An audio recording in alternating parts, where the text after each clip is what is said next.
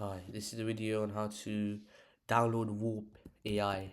So, Warp Terminal, then when you go click over here, you basically click on this thing over here and then download for Mac.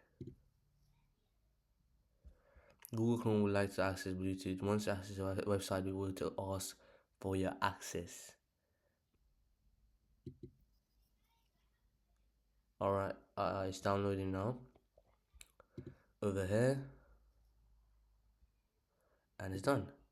Now we basically open this setup and just click this to this application, and it should be done.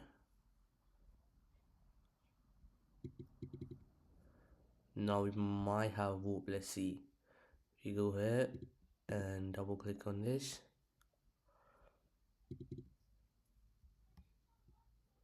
Web is an app downloaded from the internet. You sure you want to open it? Open.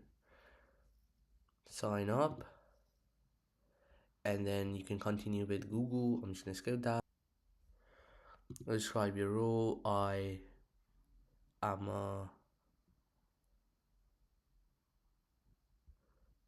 let's just say, student.